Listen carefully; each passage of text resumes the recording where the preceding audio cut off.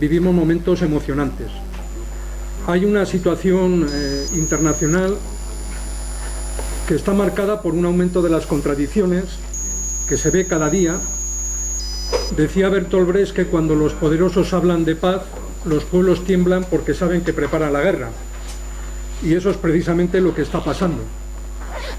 En todos los foros internacionales se habla de paz, se habla de libertad, se habla de democracia, y el imperialismo va reforzándose militarmente, va disputándose de una forma cada vez más abierta las áreas de influencia, va perdiendo el miedo al enfrentamiento entre sus fuerzas.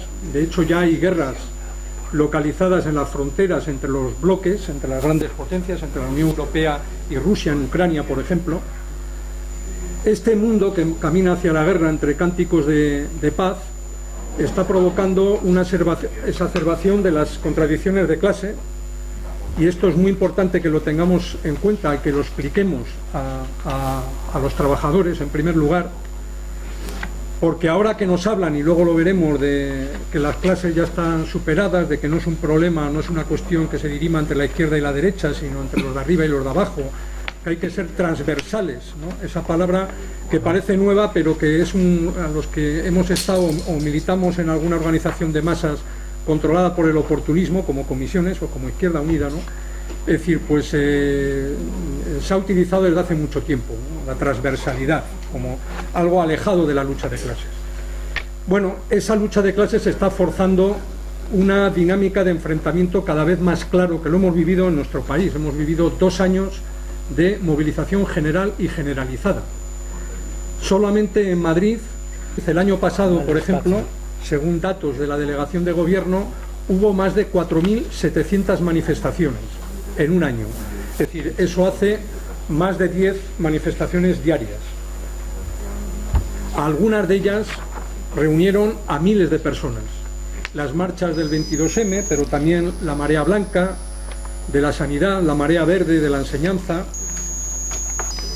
Ha habido 3 huelgas generales, a veces se olvida, desde el 2010 a hoy. 3 huelgas generales seguidas masivamente, con manifestaciones que cerraban de cientos de miles de trabajadores en la calle. Hemos vivido, por lo tanto, un periodo de exacerbación de las luchas, de descomposición del régimen. Los niveles de descrédito y de deslegitimación de la monarquía, por ejemplo, son históricos. ¿Qué es lo que ocurre? Pues lo que ocurre es que no solo influimos los comunistas en el panorama político, y lo que ocurre es que llevamos 35 años, 36 años realmente, desde que murió el asesino Franco y empezó a tramarse la traición que se conoce como transición, cuando la izquierda, la mayor parte de la izquierda y la mayor parte de esa izquierda que se autodenomina comunista, renunció a la ruptura democrática, renunció a la ruptura con el franquismo y aceptó las reglas del juego que le imponía la oligarquía española. Esos 36 o 35 años han creado un ambiente de desmovilización, de despolitización, de descrédito de la organización, de deslegitimación de la izquierda, que ahora estamos pagando o estamos sufriendo. En el informe viene, pero a veces no caemos en la cuenta, ¿no? El 29 de noviembre del 2010 fue la última huelga general a un gobierno social liberal, al gobierno de Zapatero, en respuesta a la primera reforma laboral de este personaje. En aquella huelga todo el mundo pensábamos que iba a ser un fracaso, hasta que hubo una concentración el día 7 de noviembre en el Palacio Vista Alegre, que se abarrotó, y ya había una sensación de que iba a ser un éxito, como fue.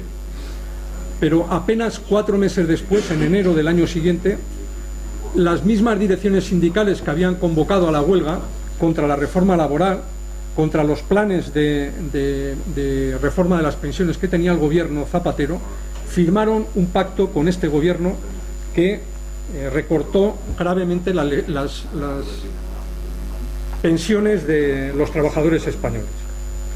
Ese descrédito, esa deslegitimación tuvo consecuencias políticas. Esa tensión que se ha ido acumulando todos estos años ha tenido consecuencias políticas que primero fraguaron en el 15M, en el movimiento 15M.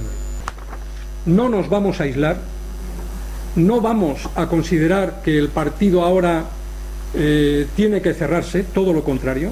El partido se va a abrir más, debe de abrirse más, debe de conectar más y mantener los lazos con todos esos sectores que todavía solo expresan su malestar, pero que sí intuyen que hay causas políticas detrás de él.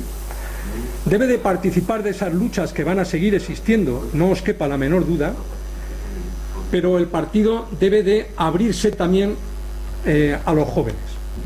Nuestro partido, por lo tanto, en este Congreso tiene que renovar, y va a hacerlo, su compromiso con la lucha, su apuesta por unirse más, por reforzar más sus lazos con las organizaciones populares, con las organizaciones permanentes que aglutinan a nuestra clase y a nuestros pueblos, y por reforzarse también en lo interno, política e ideológicamente.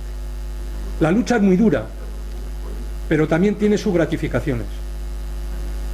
Hemos vivido épocas en las que nuestra clase y nuestro pueblo ha estado a la vanguardia de los pueblos de Europa, y fue una traición la que acabó con ese impulso.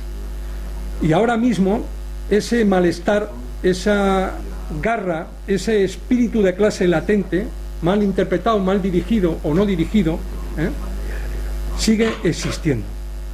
Lo vemos diariamente en la calle.